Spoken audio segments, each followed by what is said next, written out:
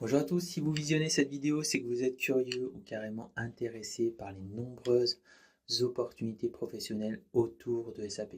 Donc je vous ai fait cette vidéo pour vous expliquer tout ça. Car peut-être l'avez-vous déjà ressenti, mais SAP c'est complexe, c'est dense, donc ça peut être difficile d'avoir une information claire et limpide. Et vraiment, ça va être mon ambition aujourd'hui. Vous y voyez plus clair dans ce choix et voir si c'est vraiment intéressant pour vous de vous spécialiser sur SAP.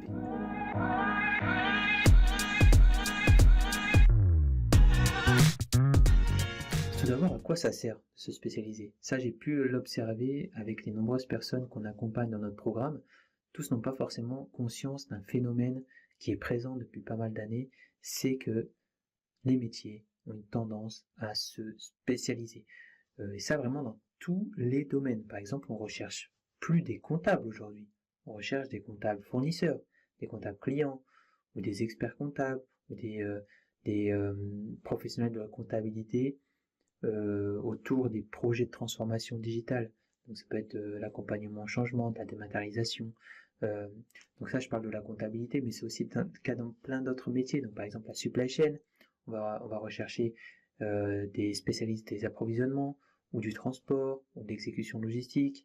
Et je parle même pas des métiers de l'informatique, où là, ça fait vraiment longtemps également qu'on a cette tendance spécialisée. C'est peut-être là où on observe le plus qu'on ne recherche pas d'informaticiens, mais plutôt des ingénieurs en qualité logicielle, des, euh, des ingénieurs, des architectes cloud DevOps, ou des spécialistes de l'accompagnement au changement sur des projets informatiques. Donc ça, c'est vraiment une tendance globale. Ça, c'est lié vraiment à la complexité qui intervient dans tous les métiers, lié à la technologie, lié au processus également. Et donc aujourd'hui, on observe que malheureusement, les personnes qui ne sont pas spécialisées n'ont pas accès aux meilleures opportunités et ne sont pas aussi bien valorisées que d'autres personnes qui pourraient être spécialisées. Donc je pense que s'il y a un enjeu, si aujourd'hui vous voulez progresser dans votre carrière, c'est important de trouver votre spécialisation. Donc ça peut être SAP, ça peut être une autre domaine de spécialisation. En tout cas, moi je vais vous expliquer pourquoi j'ai choisi SAP.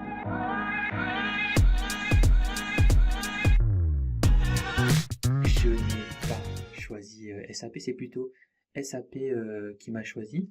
Euh, alors moi, pour la petite histoire, j'ai commencé ma carrière de consultant SAP en 2011 après un diplôme un master 2 en supply chain à l'IUP Management de Clermont-Ferrand. Et donc comme 80% de mes camarades, on a commencé une carrière de consultant SAP en ESN. C'était assez intéressant à voir que même les entreprises venaient avant qu'on ait fini l'année, sans qu'on ait validé l'année, pour nous recruter. Ça, c'est lié à vraiment cette pénurie de compétences qu'on a historiquement dans l'écosystème SAP.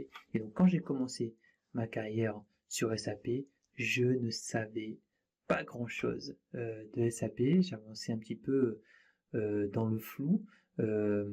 Et avec le recul, je peux vraiment voir que par défaut, c'était vraiment un des meilleurs choix que j'ai pris dans ma vie. Aujourd'hui, je suis capable vraiment d'avoir ce recul pour expliquer voilà pourquoi c'est un bon choix de carrière de se spécialiser sur SAP.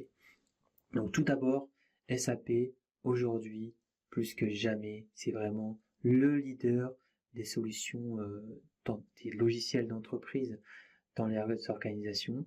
Euh, donc SAP, ça a plus de 50 ans et regardez son cours en bourse des dernières années, je crois qu'il a doublé ou triplé. Et c'était déjà le cas il y a 11 ans, il y avait déjà une pénurie de compétences SAP. Aujourd'hui, SAP prend encore plus de place dans le monde professionnel. Et je vais vous donner un chiffre qui permet de le constater. C'est un chiffre qui donne le vertige. C'est que 84% des échanges commerciaux dans le monde sont réalisés par des clients SAP.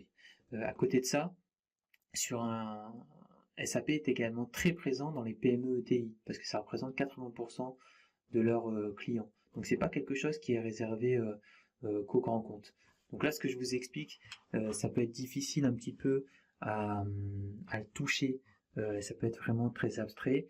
Et je vous invite tous à faire le test dans votre métier, à regarder dans votre métier les compétences SAP qui sont recherchées. Donc par exemple, tapez comptable SAP ou approvisionneur SAP, ou même dans les métiers de l'informatique, développeur, consultant SAP, vous verrez qu'il y a énormément d'offres d'emploi qui demandent de bien maîtriser SAP.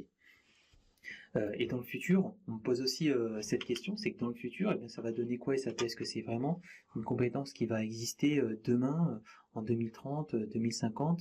Et ben là, je vous invite à regarder les derniers résultats financiers de SAP qui vraiment surpassent tous ses concurrents. Donc ils ont une croissance 2 fois, voire 3 fois plus importante que leurs concurrents Salesforce, Oracle. SAP, c'est aussi, on est dans un moment un petit peu particulier où SAP va abandonner la maintenance des versions antérieures de leur logiciel.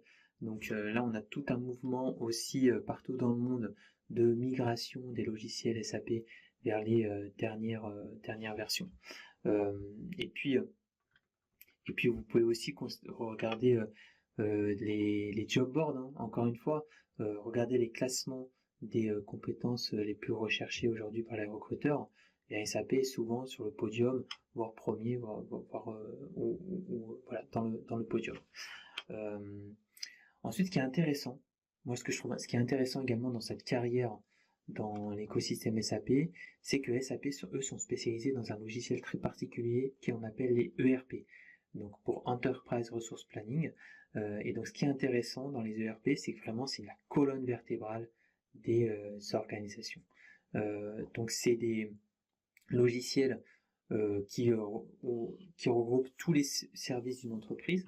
Donc on a un nombre très important d'utilisateurs. Donc par exemple SAP a 3 fois plus d'utilisateurs que Salesforce, qui est aussi un très grand éditeur de logiciels dans le monde. Ensuite, les projets SAP sont complexes, donc ça donne, il y en a certains qui ont une appétence aussi, qui recherchent un petit peu, c'est d'être challengé intellectuellement. On le retrouve en tout cas sur SAP. Le fait qu'on soit sur des ERP, les projets autour de SAP sont souvent longs et très visibles, très coûteux. Donc c'est déjà pour la longueur des projets, ça donne de la visibilité en termes de carrière. On n'est pas sur des toutes petites missions quand on est un professionnel de l'informatique, mais également pour tout le monde, que ce soit même les utilisateurs ou les professionnels de l'informatique. Sachez que si vous intervenez de près ou de loin sur un projet SAP, vous aurez beaucoup de visibilité, vous pourrez capitaliser sur cette expérience dans le futur parce que ce sont des projets stratégiques pour les entreprises et donc ce sont des expériences très recherchées.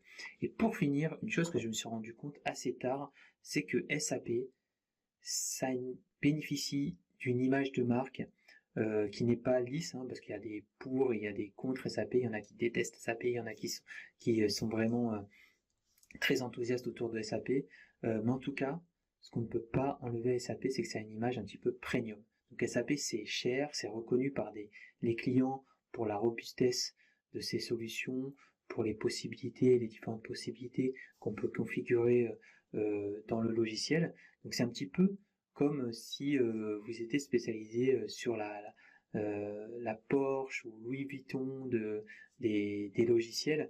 Et donc ça un petit peu dans votre CV, dans votre profil, c'est des choses qui sont remarquées par les recruteurs parce qu'on positionne SAP vraiment comme un acteur disons élitiste, en tout cas pour ceux qui ont les moyens de se l'offrir, où on retrouve toutes les bonnes pratiques en termes d'organisation, en termes de logiciels. Donc voilà, en conclusion, c'est un choix en tout cas que moi je ne regrette pas du tout de me spécialiser sur SAP, même si encore une fois je ne l'ai pas choisi. Je conçois que c'est un écosystème qui peut pas convenir à tout le monde, donc sûrement que les choses que je vous ai expliquées, il y en a certains d'entre vous, ça parlera pas du tout, il n'y a aucun problème avec ça. En tout cas, si vous voulez progresser professionnellement, je pense que SAP, ça peut être une super opportunité pour vous et on serait ravis de vous accompagner.